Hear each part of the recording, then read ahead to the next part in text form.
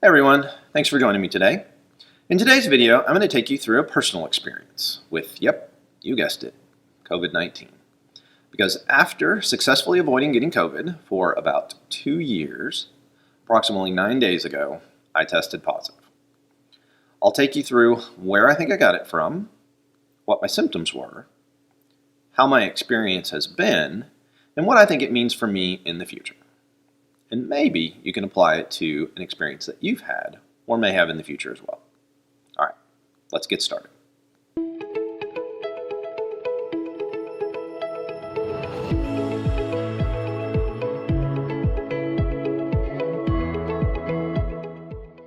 All right, so what happened? Well, the Friday before I tested positive, I woke up that morning and had a little bit of a headache. Didn't really think much of it. I hadn't slept well for the last couple of nights, and unfortunately, one of my triggers for migraines is not sleeping well. So took some medicine, kind of went on to work, didn't really think anything of it. Headache kind of got better as I went throughout the day, but then got home, was having dinner with my family, and started to realize that I was getting a little bit of what I thought was some congestion in the back of my throat. Started getting kind of that deeper voice, almost laryngitis kind of picture.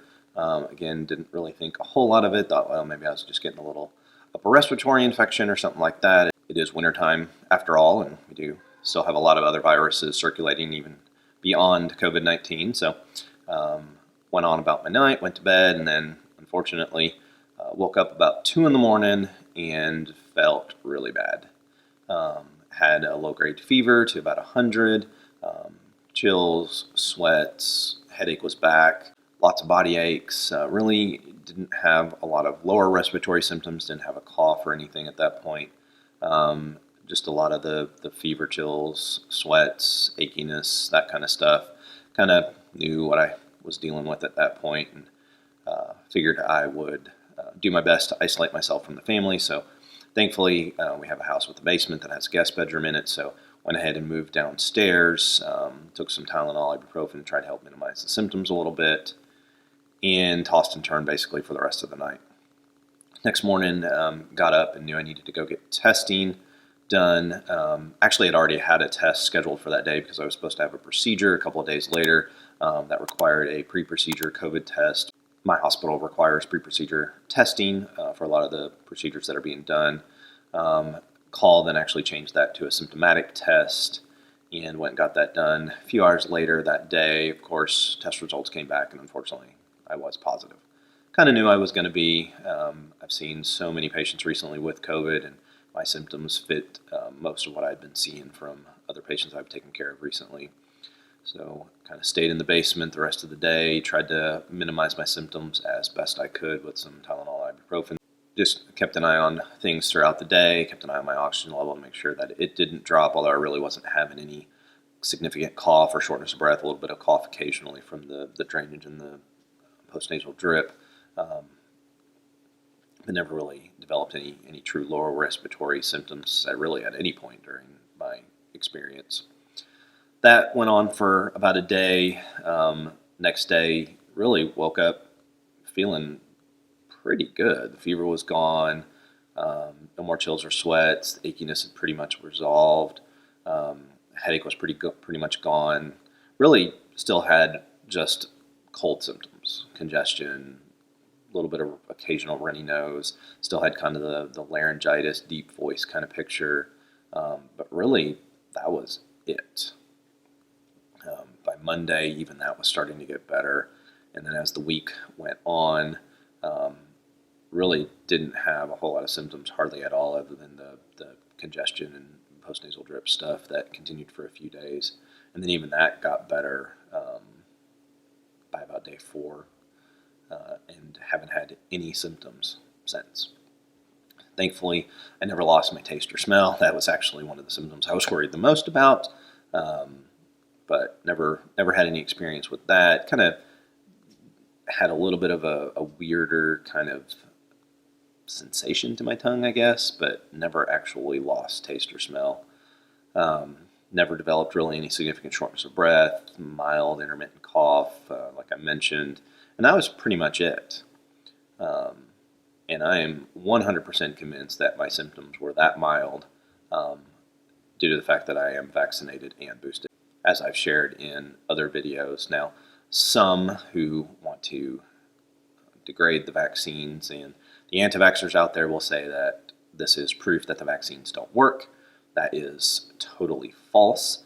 The original intent of the vaccines was actually never to keep you from getting sick in the first place. It was to do exactly what my experience was, which is once you get sick, minimize your symptoms, keep you from getting severely ill and out of the hospital. And my vaccine did that perfectly.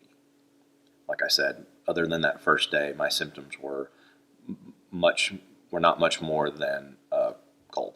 Now, in the beginning, there was a lot of hoopla made about the vaccines actually preventing you from getting sick, and that's still true to a certain extent, but unfortunately with the Omicron variant, we know that because of some of the ability of Omicron to sidestep our immunity, both natural and vaccine, by the way, that you can still get sick even with the vaccine. But thankfully, most people have the same situation that I have, which is they do not get severely ill and don't have much more than a cold. And I've certainly seen that in the patients that I've been seeing recently. I can tell within the first few minutes of even talking to them when they first make contact with me about being sick, whether they're vaccinated or not, even before I ask them, because most of the people that I'm seeing do not look that sick. The folks that I see that look really sick are those that are either not vaccinated or sometimes they're sick with something else like the flu. Unfortunately, we're still seeing that quite a bit in the community as well. So I'm very grateful that I was vaccinated and boosted.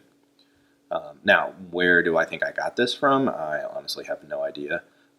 There's probably no one in my office or in my family that takes more precautions than I do because really I didn't want to get sick. I didn't want to bring this home to my family if I could all prevent it. However, there's a possibility that I might have gotten sick from my family. My wife and daughter both recently had a little bit of a upper respiratory, nothing that really rose to the suspicion of possibly COVID, so they did not get tested. But we know that there are a high degree of variability amongst symptoms with COVID, even those people that get sick with COVID who have no symptoms at all. So it's possible that they could have actually had COVID and been the ones to give it to me, but have no way of ever proving that or knowing for sure. Certainly don't blame them in any way. I guess it's possible I could have gotten it at work. However, we really try not to bring individuals into the office who are actively sick. We actually try to see them via telemedicine if at all possible. And of course, we make sure that everybody wears their masks. I wear an N95 grade mask, so really don't think that was the case. Haven't really been out and about in the community all that much just because it's wintertime and there's not a whole lot going on within the last couple of weeks. So honestly, I have no idea where I got it from. And at this point, it's futile to even try to figure that out. I got it, I had it, I've recovered, move on. So what do I think this means for the future? Well, unfortunately, nobody really knows. Hopefully it means that I've got some boost to my circulating antibodies, not only those that were created by the vaccine, but also now some from the actual infection, most likely Omicron, because that is the variant that is spreading in my area right now, almost 100%, based on my fairly mild symptoms and the symptoms that we've associated with Omicron. I'm certain that's what I had. Now, the one question that's out there right now has been this development of the sublineage. Omicron has been labeled BA1. There is now actually a BA2 sublineage variant, which has been dubbed stealth Omicron because it can fly under the radar a little bit more than even Omicron can and evade some of our defenses, even to the point of those that have recently been sick with the original Omicron, possibly getting sick with the BA2 sublineage. So not sure that I feel a whole lot more reassured that I won't get sick again in the future. So I'm going to continue to take all the precautions that I've been taking for the last 2 years, including wearing my mask, staying out of crowded places, washing my hands when appropriate, and doing everything I can to try to keep myself and my family safe and from getting this virus again. I'm not naive enough to think that just because my experience was fairly mild the first time, that it would be that exact same way the second time.